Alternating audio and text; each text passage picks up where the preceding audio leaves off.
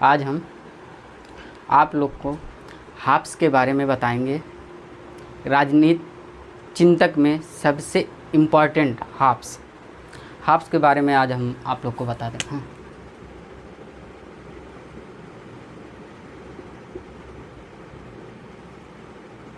Halves 1588 से लेके 1679 ईस्वी तक। हाब्स का जीवन परिचय।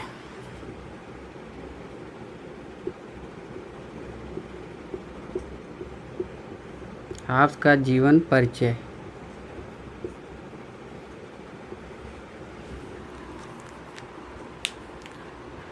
जब 1588 ईस्वी में जिस समय हाब्स का जन्म हुआ था,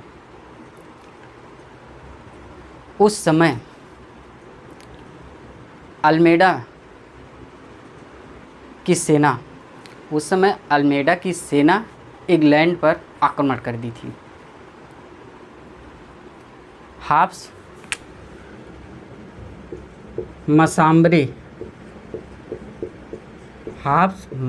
नामक एक स्थान है इंग्लैंड का, वहीं का रहने वाला था।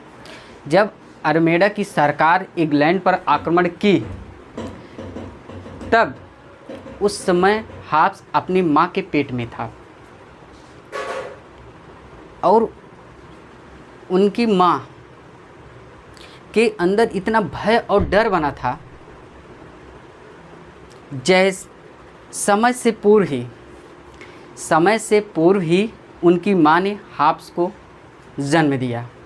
भय के कारण उनकी माँ को भय इसलिए था क्योंकि जो हाब्स के पिता थे वो पादरी थे, राजा के दरबार में रहते थे।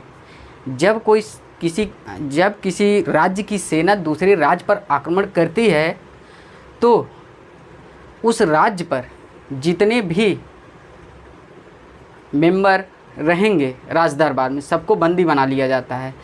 तो हाब्स की माँ को भी यह डर था कि हम लोग को भी बंदी बना लिया जाएगा। उनकी माँ को इतना भय सता रहा था। हाब्स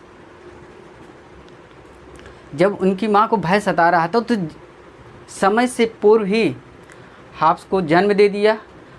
इसलिए बचपन से लेके मृत्यु तक हाब्स के अंदर वो भय का कारण बना था।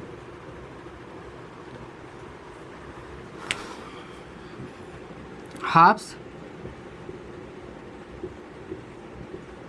अपने लेवियाथन में हाब्स 1600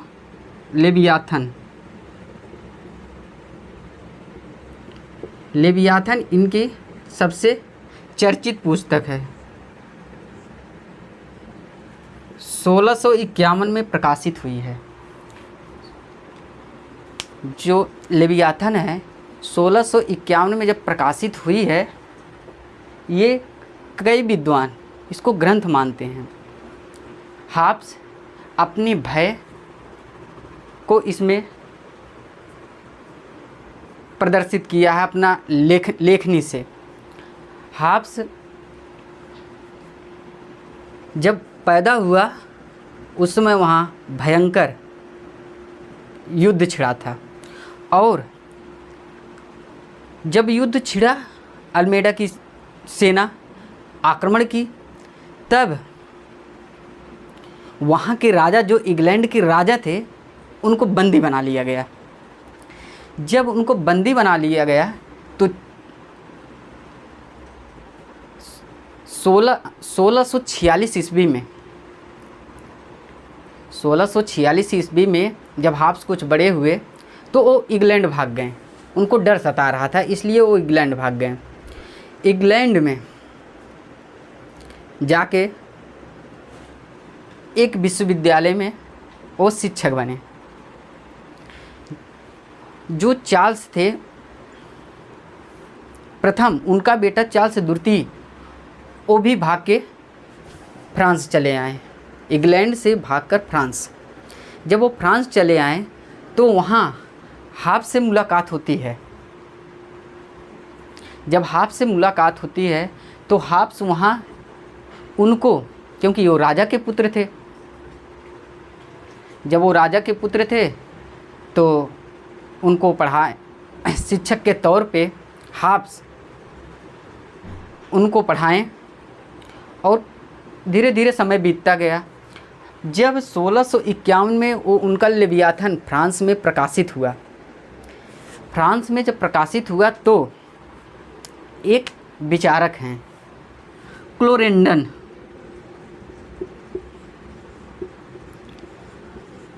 क्लोरेंडन जो हैं हाफ्स के विरोधी हैं। ये क्लोरेंडन महोदय हाफ्स के लेवियाथन को फ्रांस में ही जलाकर बोले अगर हाफ्स पैदा ही ना हुए होते तो बहुत अच्छा था। ये क्लोरेंडन महोदय जो हैं हाफ्स पर कटाक्ष करते हैं, क्योंकि ये लेवियाथन जो है वो राजतंत्र के बेस पर लिखा गया था। क्योंकि राजतंत्र में राजा होता था, कि उस समय वहाँ धीरे धीरे लोकतंत्र की मांग उठ रही थी, और यहाँ हाफ्स राजतंत्र की बात कर रहा है। फिर अब फ्रांस में जब रह रहे थे वहाँ भी उनको दिक्कत होने लगी, वो फिर भाग करके इंग्लैंड आ गए। जब इंग्लैंड आ गए तो कुछ समय बाद ये जो उनके शिक्षक विद्यार्थी थे, राजा के पुत्र, जब इंग्लैंड में वो राजा बने तो हाफ्स को अपने दरबार में बुलाएं। अपने दरबार में बुला करके उनको समझाएं और उनको कुछ निश्चित वेतन देने का निश्चय किए हाफ्स को। तो हाफ्स उस समय धीरे धीरे जो उनके अंदर भय था वो तो भय बना ही रह गया। धीरे धीरे उनको गणित शास्त्र, भूगोल, राजनीति शास्त्र में रुचि लगी, तो वो अपना धीरे धीरे बुक लिखने लगे। लेकिन उतना राजतंत्र पे फिर उतना कटाक्ष नहीं किए। तो सरकार ऐसे चल रही थी। फिर धीरे धीरे एक समय आता है, 1649 में इंग्लैंड की खूनी क्रांति तो हुई। फिर 1688 में एक क्रांति और होता है, उसे गौरवमयी क्रांति कहते हैं। उसमें लाख उसमें सबसे ज़्यादा अहम भूमिका निभाते हैं। जब युद्ध छिड़ा था तो वहाँ युद्ध में लोकतंत्र की धीरे धीरे मांग उठ रही थी। वहीं से धीरे धीरे नींव पड़ी थी इंग्लैंड में लोकतंत्र की। अब हम हाफ्स के अंदर जो डर भय बना था, मानव स्वभाव के बारे में चर्चा करते हैं। हाफ्स मानव स्वभाव पर भी कटाक्ष किया है। मानव स्वभाव,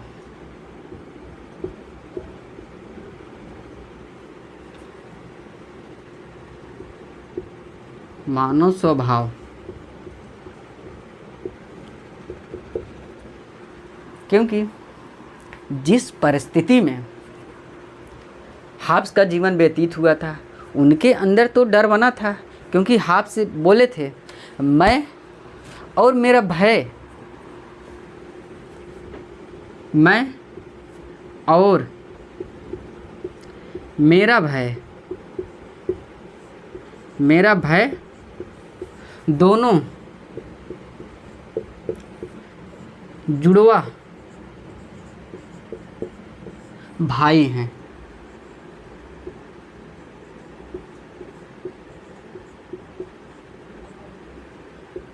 ये हाफ्स के द्वारा कथन है, मैं और मेरा भय दोनों जुड़वा भाई हैं।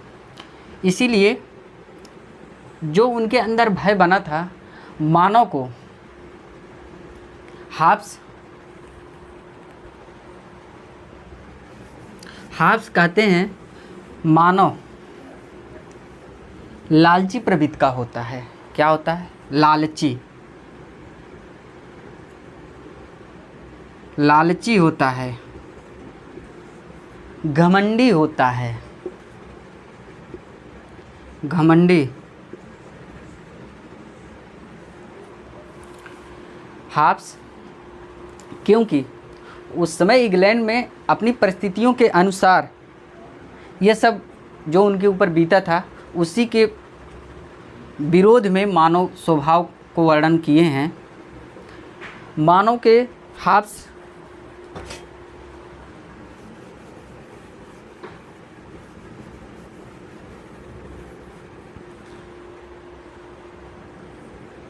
हाब्स जो है मानव को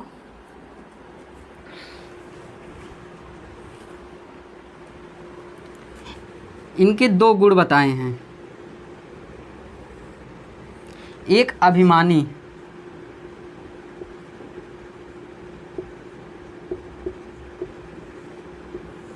दूसरा है घृणा। घृणा या हम स्वार्थी भी समझ सकते हैं, चाहे घृणा करो और चाहे स्वार्थी समझ लीजिए, मिटाने वाला का स्वार्थी समझ लीजिए। एक अभिमानी घमंड तो है ही, स्वार्थी।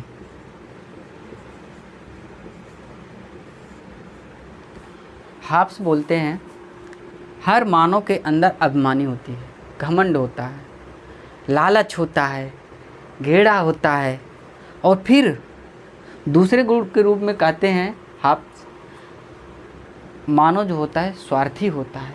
वो अपने स्वार्थ के लिए दूसरों से जो लगाव रखता है वो उसमें कुछ स्वार्थ छिपा रहता है, क्योंकि मानव के अंदर प्रतिस्पर्धा होती है। जब मानव के अंदर जो प्रतिस्पर्धा होगी उससे उसका विकास होगा, उस पर कुछ न कुछ वो कार्य करेगा एक लक्ष्य को भेदने के लिए। जैसे हम लोग का इस समय कार्य है पढ़ना, हम लोग का एक लक्ष्य है नौकरी पाना। अगर हम लोग नौकरी पाने के लिए पढ़ रहे हैं तो हम लोग भी प्रतिस्पर्धा करेंगे, ठीक। एक होता है भय। हाब्स बताते हैं भय भी ये स्वभाव है आदमी का। अगर जिसके अंदर भय बना है वो अपने भय को दूर करने के लिए किसी से युद्ध भी करेगा। अगर उसको लग रहा है जो सामने वाला आदमी आ रहा है, व्यक्ति आ रहा है, वो मुझे मारेगा, तो उससे सतर्क होने के लिए वो उससे युद्ध करेगा।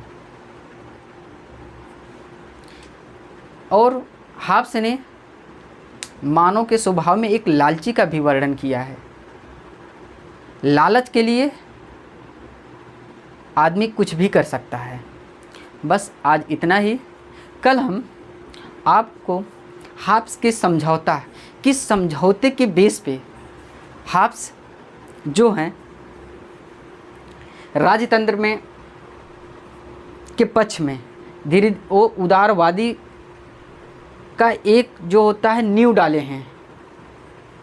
उदारवादी कहें या व्यक्तिवादी, हाब्स से ही नींव पड़ी है, जबकि व्यक्तिवादी में लाख माने जाते हैं, उसके प्रतिपादक हैं, लेकिन नींव जो पड़ी है वो हाब्स के द्वारा पड़ी है। हम अगले दिन हाब्स के समझौते, राज, नागरिक, उनका संप्रभुता, हाब्स संप्रभुता को किस नज़र से देखता है उसके बारे में कल चर्चा करेंगे। All of the best.